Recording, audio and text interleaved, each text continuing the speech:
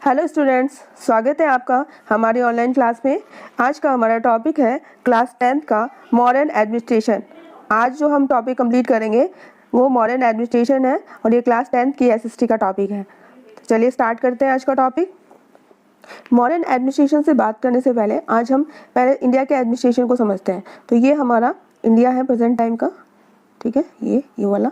तो इसको एडमिनिस्ट्रेशन करने के लिए हमारे पास क्या सिस्टम है, सेंट्रल लेवल पे हमारे पास है सेंट्रल गवर्नमेंट, ठीक है। इसी तरह से जो स्टेट्स है 28 स्टेट को गवर्न करने के लिए हमारे पास क्या है, स्टेट गवर्नमेंट। फिर अगेन स्टेट गवर्नमेंट को अलग अलग डिस्ट्रिक्ट में डिवाइड किया गया है। तो डिस्ट्रिक्ट को एडमिनिस्ट्रेशन करने के लिए या उसको मैनेज करने के लिए हमारे पास क्या है, local bodies like the gram panchayat, municipal corporation, municipal council and municipal community, ठीक है। तो इस तरह से आज जिस तरह से हम इंडिया को मैनेज कर रहे हैं, एडमिनिस्ट्रेशन को संभाल रहे हैं through the different type of government, state government, central government and local bodies और लोकल गवर्नमेंट। उसी तरह से जब हम मॉडर्न एम्पायर की बात करते हैं तो मॉडर्न एम्पायर में भी पूरा का पूरा जो उसका एम्पायर था वो तीन जो है लेवल में डिवाइडेड था। एक था सेंट्रल लेवल जो कि नेशनल लेवल था, दूसरा था प्रोविंशियल लेवल एंड तीसरा था सिटी लेवल। तो ये तीनों ही तरह पे जिस तरह से प्रेजेंटली टाइम पे हम तीनों लेवल पे जो गवर्नमेंट है वो हमारी मैनेज करती है पूरे के पूरे एम्पायर को, पूरे के पूरे प्लेस को, उसी तरह से मॉडर्न एम्पायर के टाइम पे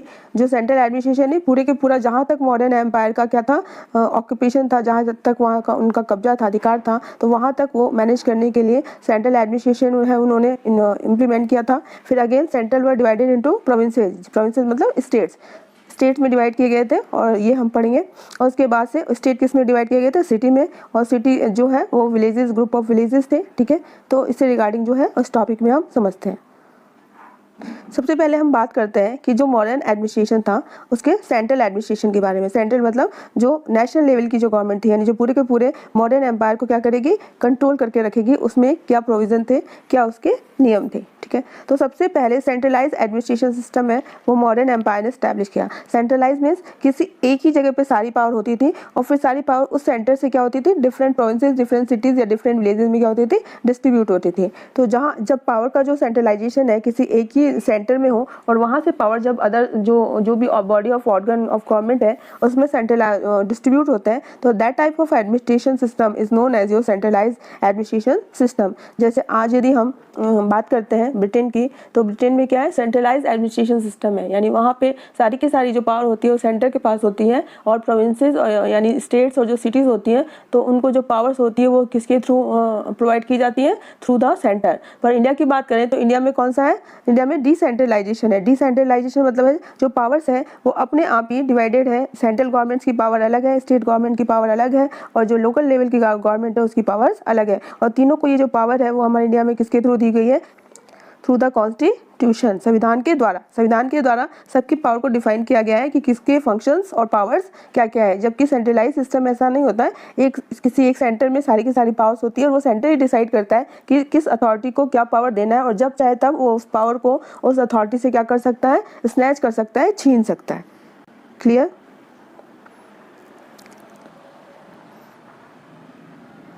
तो ये है centralize administration system and all the powers were in the hands of king. सारी की सारी पावर किसके पास थी, राजा के पास थी। But it was not despotic, despotic मतलब निरंकुश, विदाउट एनी कंट्रोल। ऐसा नहीं है कि उस पर कोई कंट्रोल नहीं था। उसको कंट्रोल करने के लिए क्या होती थी, काउंसिल ऑफ मिनिस्टर होती थी जो किंग या राजा को क्या करती थी, कंट्रोल करती थी।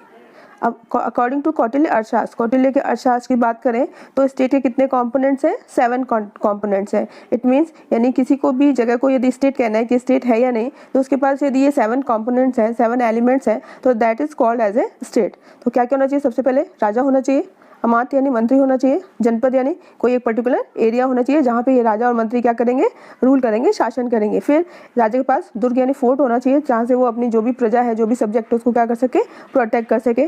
कोष यानी इकोनॉमी, पैसा होना चाहिए। सेना मिलिट्री होना चाहिए ताकि अपने जनपद को वो क्या कर सके, दुश्मनों से, एनिमीज से प्रोटेक्ट कर सके। और मित्र होना चाहिए ताकि टाइम टू टाइम जब भी जरूरत पड़े तो उसकी वो क्या करे, हेल्प करें। इस तरह से 7 components of a state define किए हैं कौटिल्य ने अपने बुक अर्थशास्त्र में। This is the important point, you have to revise this one again and again. Minister and prince were appointed by king. अगला क्या है कि मिनिस्टर और प्रिंस को कौन अपॉइंट करेगा, किंग अपॉइंट करेगा। जैसे आज हम बात करते हैं तो आज हमारा हेड कौन होता है, जो प्रेसिडेंट होता है वो तो क्या होता है, पुराने ज़माने का किंग है, और जो प्राइम मिनिस्टर है वो मिनिस्टर और प्रिस्ट है, ठीक है। तो प्राइम मिनिस्टर को कौन अपॉइंट करता है? प्रेसिडेंट। उसी तरह से उस समय जो मिनिस्टर और प्रिस्ट होते थे उनको कौन अपॉइंट करता था? किंग करता था। अपॉइंटमेंट की प्रोसेस क्या थी? जैसे आज थ्रू द इलेक्शन में मेजॉरिटी के थ्रू या कभी डायरेक्ट और इनडायरेक्ट इलेक्शन होते हैं, तो उस समय उनके करेक्टर अपॉइंट करने से पहले मिनिस्टर और जो भी प्रिस्ट है उनके करेक्टर और बैकग्राउंड को क्या किया था? चेक किया जाता था। और ये जो चेक करने की जो प्रोसेस है वो क्या कहलाती थी? उपदा परीक्षणा, ठीक है। इसको कहते थे उपदा परीक्षणा। यानी कभी भी किसी मिनिस्टर को किसी पोस्ट पे अपॉइंट करने से पहले उनके करेक्टर और बैकग्राउंड को क्या किया जाता था? चेक किया जाता था अच्छी तरीके से। तो ये जो प्रोसेस है वो क्या कहलाती थी? उपदा परीक्षणा।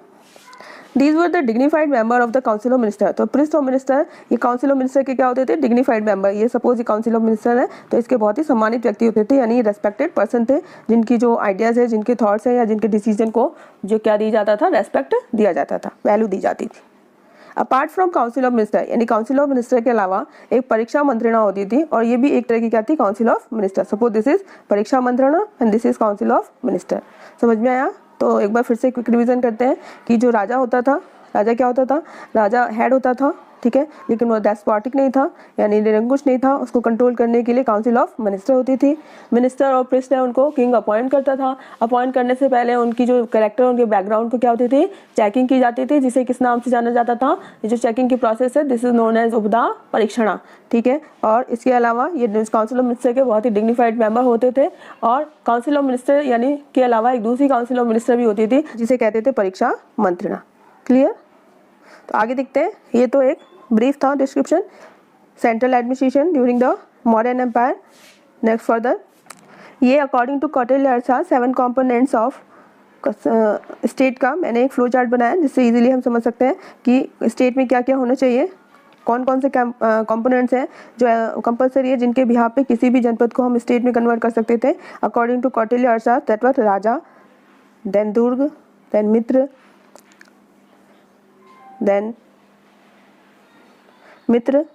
देन अमात्य, कोश, सेना एंड जनपद, ठीक है। ये 7 कंपोनेंट थे। तो बच्चों मैं ये बताना चाहूँगी कि जो भी ये मॉडर्न एडमिनिस्ट्रेशन है इसकी जो इन्फॉर्मेशन है वो इन्फॉर्मेशन हमें कहाँ से मिलती है? तो ये जो इन्फॉर्मेशन के सोर्सेज हैं वो 3 हैं। तो सबसे पहले तो है कि रॉक एडिक्ट ऑफ अशोका, ठीक है, अशोका के जो रॉक एडिक्ट है उनसे पता चलता है। सेकेंड है जो कौटिल्य है, अर्थशास्त्र है, कौटिल्य की अर्थशास्त्र से पता चलता है। और थर्ड मैगस्थनीज, ठीक है, जो कि एम्बेसडर थे चंद्रगुप्त मौर्य के कोर्ट में आए थे, तो उन्होंने एक बुक लिखी थी इंडिका। क्या नाम था बुक का? इंडिका। तो मैगस्थनीज की इंडिका से, कौटिल्य की अर्थशास्त्र से और अशोका के रॉक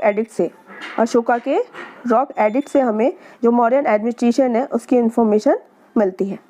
ये 7 कंपोनेंट्स का एक ग्राफिक फ्लो चार्ट है कि राजा होना चाहिए, राजा, देन अमात्य यानी मंत्री को कहते थे अमात्य, जनपद होना चाहिए, नेक्स्ट कोश होना चाहिए, मित्र होना चाहिए, सेना होनी चाहिए और फोर्ट यानी दुर्ग होना चाहिए।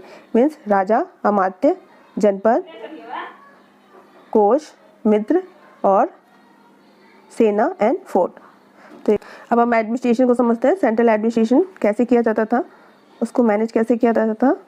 जो भी डिपार्टमेंट होते थे, ठीक है, सेंट्रल एडमिनिस्ट्रेशन में जैसे डिपार्टमेंट होते थे उन डिपार्टमेंट को क्या कहा जाता था? तीर्था। और ये कहाँ पे लिखा हुआ है? अर्थशास्त्र। और ये कितने डिपार्टमेंट थे? 18 डिपार्टमेंट थे इंपॉर्टेंट। और इन डिपार्टमेंट का जो हेड होता था, जो प्रेसिडेंट होता था, वो कौन होते थे? दे वर नोन एज महामात्य। महामात्य मतलब महामंत्री। अमात्य नहीं होता है मंत्री, और महामात्य जब मन लग जाता है उसका मतलब होता है महामंत्री।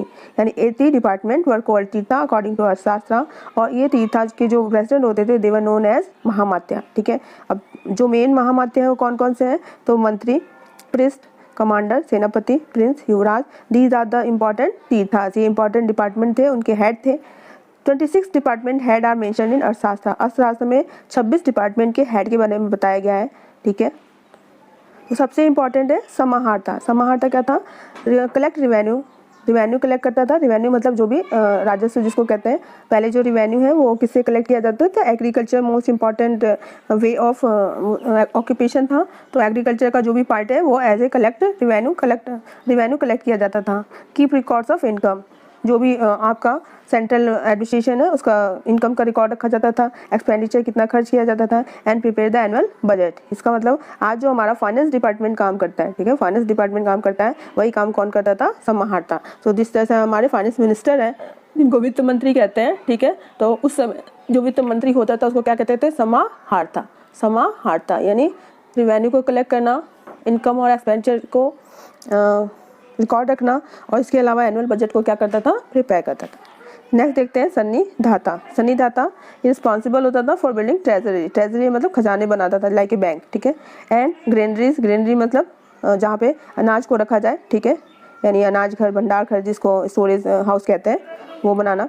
Various parts of the kingdom के अपने राज्य के अलग अलग पार्ट्स में ट्रेजरी बनवाना और ग्रेनरीज बनवाना, ये इसके रिस्पॉन्सिबल काम था, और ये क्या कहता था, सन्निधाता, ठीक है। अब इनके अलावा जो लोअर लेवल के जो एम्प्लॉयज़ थे, देवर कॉल्ड युक्ताज एंड उपायुक्ताज। और ये जो लोअर लेवल के एम्प्लॉयज़ हैं वो किसके अंडर कंट्रोल में रहते थे, अंडर कंट्रोल ऑफ महामात्य। क्लियर।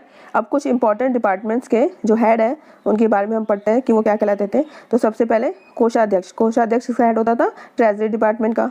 सीताध्यक्ष किसका हेड होता था, एग्रीकल्चर का। सीता जैसे सीता का जन्म ऐसे कहा जाता है कि कहाँ से हुआ था, धरती से हुआ था, तो इससे से याद कर सकते हैं कि सीताध्यक्ष मतलब किसका, धरती से क्या करते हैं, अन्न उगाते हैं, ठीक है। एग्रीकल्चर करते हैं, फार्मिंग करते हैं, तो agriculture department. Next is Pandyadhyaksha. ये पांड्याध्यक्ष है, ठीक है, इसको करेक्ट कर लें। पांड्याध्यक्ष कहाँ किसका हेड होता था, ट्रेड का। फिर सूत्राध्यक्ष मतलब सूत्र मतलब क्या होता है, धागा, तो टेलरिंग एंड वीविंग का, ठीक है, टेलरिंग एंड वीविंग। फिर नेक्स्ट इज लूणाध्यक्ष किसका हेड होता था, स्लॉटर हाउस यानी जहाँ पे पशु की क्या की जाती थी, हत्या की जाती थी, उन्हें मारा जाता था। नेक्स्ट इज विविताध्यक्ष किसका होता था, पास्चर लैंड का होता है कि जहाँ पे जो भी पशु होते हैं वहाँ पे ले जाके उन्हें क्या किया जाता है, फीड कराया जाता है, उन्हें चारा जो भी है, घास फूस वगैरह खिलाया जाता है, तो उसको कहते हैं पास्चर लैंड। उसको चारागाह कहते हैं, जहाँ पे जानवरों को ले जाके घास वगैरह चराई जाती है। नेक्स्ट इज लक्षणाध्यक्ष क्या करता था, इशूइंग करेंसी को इशू करता था, ठीक है, करेंसी को इशू करता था। मुद्राध्यक्ष जैसे कि पता है कि मुद्रा का क्या करेगा, वो डिस्ट्रीब्यूशन करेगा, मुद्राध्यक्ष। पौत्वाध्यक्ष यानी जहाज, शिप्स वगैरह जो होते थे, जहाज का अध्यक्ष होता था। बंधनगृह अध्यक्ष यानी जो भी जेल होती थी, जेल के जो हेड होता था उसको कहते थे बंधनगृह अध्यक्ष। फिर अत्विका क्या होता था, head of the forest department, ठीक है, फॉरेस्ट डिपार्टमेंट के हेड को कहते थे अत्विका। तो ये कुछ नेम ऑफ द डिपार्टमेंट थे during the modern administration period. अब हम पढ़ते हैं what was the provincial administration during the modern empire. Provincial मतलब स्टेट लेवल पे, ये हमने नेशनल लेवल पढ़ा कि पूरा का पूरा जो मॉडर्न एम्पायर है, जो सेंट्रलाइज है, यानी जहाँ तक मॉडर्न जो हमारे एम्पायर है, लाइक अशोका, चंद्रगुप्त मौर्य या बिंदुसारा या अदर्स जो भी मॉडर्न रूलर हुए हैं, उनका यदि एक जगह से पूरे मॉडर्न एम्पायर को जब उनको मैनेज करना होता था तो उनका एडमिनिस्ट्रेशन सिस्टम किस तरह का था। आप पढ़ रहे हैं कि उन्होंने अपने पूरे के पूरे एम्पायर को अलग अलग प्रोविंसेस में बांटा और पर्टिकुलर प्रोविंसेस लेवल पे एडमिनिस्ट्रेशन सिस्टम किस तरह से मैनेज किया जाता था। ये यहाँ पे प्रोविंशियल आएगा, प्रोविंशियल एडमिनिस्ट्रेशन सिस्टम। तो ड्यूरिंग द मॉडर्न अशोका जब शासन थे तो पूरे के पूरे मॉडर्न एम्पायर को 5 जो है प्रोविंसेस में डिवाइड किया गया था। तो वो कौन कौन से थे, उत्तरापथ यानी जो नॉर्थ साइड में था उसको कहते थे उत्तरापथ, और इसकी कैपिटल थी तक्षशिला, जो कि हम यहाँ कह सकते हैं कि यहाँ पे तक्षशिला ये इसकी राजधानी थी गंधार की। फिर अवंती राष्ट्र, उसकी capital Ujjaini. Kalinga capital Toshali and Dakshinapatha Suvarnagiri and Madhya Desh यानी मगध को कहते थे। तो इस तरह से पूरे मॉडर्न एम्पायर को क्या कहते हैं, 5 स्टेट्स में डिवाइड किया गया था, 5 प्रोविंसेस। पहले स्टेट को क्या कहते थे, पुराने जमाने में प्रोविंसेस कहते थे, प्रांत कहते थे, ठीक है। तो अब इन प्रांत में जो भी रॉयल फैमिली का कुमार या आर्यपुत्र होता था उसको क्या बनाया जाता था, रॉयल ऑफिसर, ठीक है। जैसे यहाँ पे अशोका के एक पुत्र को रॉयल ऑफिसर बना दिया गया, या दूसरे को, या तीसरे को, इस तरह से रॉयल फैमिली के का भी जो भी मेंबर बिलोंग करता था उसको यहाँ का जो भी है ऑफिसर अपॉइंट किया जाता था, ठीक है। उसके बाद से प्रोविंसेस वर डिवाइडेड इनटू विषय। प्रोविंसेस को किस में डिवाइड किया था, विषय, और विषय को कौन एडमिनिस्ट्रेट करते थे, विषयपति। फिर विषय वर डिवाइडेड इनटू डिस्ट्रिक्ट, और डिस्ट्रिक्ट का जो एडमिनिस्ट्रेटिव हेड होता था वो कौन होता था, स्थानिक। ये स्थानिक है, STA, स्थानिक, ठीक है, स्थानिक कर लें इसको। विषय वर डिवाइडेड इनटू डिस्ट्रिक्ट, और वहाँ का जो एडमिनिस्ट्रेटिव हेड होता था वो कौन होता था, स्थानिक। नेक्स्ट, ग्रुप ऑफ 10 विलेजेस को क्या कहते थे, गोप कहते थे, और गोप का हेड होता था वो क्या कहलाता था, गोपा। और ये जितने भी प्रदेश स्थानिक और गोपाज हैं वो किसके कंट्रोल में रहते थे, अंडर द कंट्रोल ऑफ प्रदेष्टि यानी एक तरह से जो जज का पोस्ट होती थी वो उसको कंट्रोल करता था। और प्रदेष्टि को कौन कंट्रोल करता था, समाहर्ता जो कि हमने पढ़ा कि सेंट्रल लेवल पे एडमिनिस्ट्रेशन में समाहर्ता क्या करता था? To collect the revenue, keep the record of income and expenditure and prepare the annual budget. तो ये सारे जो प्रदेश थी हैं वो स्थानिक है और गोपास हैं, उस पर किसका कंट्रोल था? Direct, that was the control of Samaharta. तो ये हमारा कौन सा एडमिनिस्ट्रेशन था? This was our provincial administration system during the Mauryan empire. ठीक है, प्रोविंशियल स्टेट में 5 स्टेट में डिवाइड किया गया। हर स्टेट में कुमार या आर्यपुत्र को अपॉइंट किया जाता था। फिर स्टेट को विषय में कन्वर्ट किया जाता था।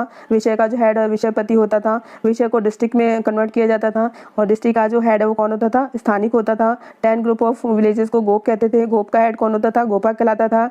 और जितने भी स्थानिक या गोपा है वो किसके डायरेक्ट कंट्रोल में रहते थे? प्रदेश के। और प्रदेश किसके डायरेक्ट कंट्रोल में रहता था? समाहर्ता। और समाहर्ता किसके डायरेक्ट कंट्रोल में रहता था? Central administration. Now we will talk about city administration during the Mauryan Empire। तो सिटी एडमिनिस्ट्रेशन के लिए मैगस्थनीज की इंडिका से हमें इन्फॉर्मेशन मिलती है। और क्या इन्फॉर्मेशन मिलती है कि according to Megasthenes city administration was handled by a council of 30 member. यानी एक काउंसिल ऑफ मेंबर होती थी जिसमें कितने लोग होते थे? 30 लोग होते थे, डिवाइडेड इंटू 6 कमेटी। अब इन 3 लोगों की कौन सी कमेटी बना दी जाती थी? 6 कमेटी बना दी गई थी। ठीक है, और 30 मेंबर्स को 6 कमिटीज़ में क्या कर दिया गया था? डिवाइड कर दिया गया था। और ईच एंड एवरी कमेटी में कितने मेंबर होते थे? 5 मेंबर होते थे। ठीक है, तो ये कमेटी क्या काम करती थी हम देखते हैं। The first committee responsible for monitoring industry and artistic activities. जितनी भी एम्पायर में इंडस्ट्री से रिलेटेड या आर्टिस्टिक एक्टिविटीज़ हो रही है उनको मॉनिटर करने का काम ये करती थी। ठीक है, हम पढ़ रहे हैं city administration. Second committee look after the foreigners, यानी जो भी विदेशी आएंगे, बाहर से जो आएंगे उनको लुक आफ्टर करेगी, उनको देख रेख करेगी और उन पे हमेशा एक मॉनिटर करती रहेगी। Third committee keep records of birth and death. जो थर्ड कमेटी है वो बर्थ और डेथ का रिकॉर्ड रखती थी, यानी जन्म और मृत्यु का जो रजिस्ट्रेशन है वो यहाँ पे कराया जाता था, जो कि आज हम डिस्ट्रिक्ट लेवल बात करें तो नगर निगम करता है और यदि विलेज लेवल की बात करें तो कहाँ पे होता है? ग्राम पंचायत से। Fourth committee was responsible for trade and commerce. जो हमारी फोर्थ कमेटी थी वो किसके लिए रिस्पॉन्सिबल थी? ट्रेड एंड कॉमर्स के लिए। Fifth committee use to monitor sales of manufactures goods. और फिफ्थ कमेटी है वो मॉनिटर करती थी कि जो भी सिटी है उसमें मैन्युफैक्चर्स गुड्स हो रहे हैं या नहीं हो रहे हैं, तो उसको मैनेज करना ये हमारी फिफ्थ कमेटी का काम था। Six committee collected 1/10 of sales on the form of trial tax. और जो सिक्स कमेटी थी वो 1/10, ठीक है, 1/10 पार्ट है एज ए सेल टैक्स क्या करती थी? कलेक्ट करती थी। तो ये था सिटी एडमिनिस्ट्रेशन, जो कि बहुत ही ईजी है। सिटी एडमिनिस्ट्रेशन मीन्स 30 मेंबर की एक काउंसिल हुआ करती थी और उस काउंसिल को 6 कमिटीज़ में डिवाइड किया गया था। ईच कमेटी में कितने मेंबर्स थे? 5 मेंबर्स थे। तो फर्स्ट कमेटी क्या करती थी? Monitoring the industry and artistic activities, यानी इंडस्ट्री और आर्टिस्ट को मॉनिटर करेंगे। फिर सेकंड फॉरेन की लुक आफ्टर करेंगे। फिर थर्ड क्या करेंगे?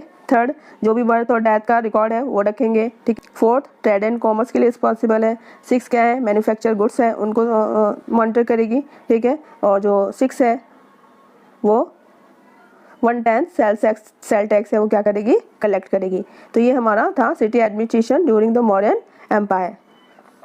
तो बच्चों ये था आज का हमारा टॉपिक, और कैसा लगा आपको ये वीडियो ये मुझे कमेंट करके ज़रूर बताएं। और यदि आपको वाकई में ये अच्छा लगा तो आप अपने व्हाट्सएप ग्रुप पे उन बच्चों को शेयर करें जिनको वाकई में अभी लॉकडाउन के टाइम पीरियड में जब हमारे सारे स्कूलों में जो स्टडी है वो बंद है, तो उस समय इनकी बहुत ज़्यादा ज़रूरत है ताकि उनका जो सिलेबस है वो टाइमली कंप्लीट हो सके। तो और इस टॉपिक से रिगार्डिंग यदि कोई भी आपकी प्रॉब्लम्स हो तो प्लीज़ मुझे कमेंट करके बताना ना भूलें। और वीडियो आपको बहुत अच्छा लगा हो तो प्लीज़ लाइक ज़रूर कीजिएगा and subscribe my channel for the next upcoming videos. तो मिलते हैं हमारी नेक्स्ट ऑनलाइन क्लास में। Thank you very much.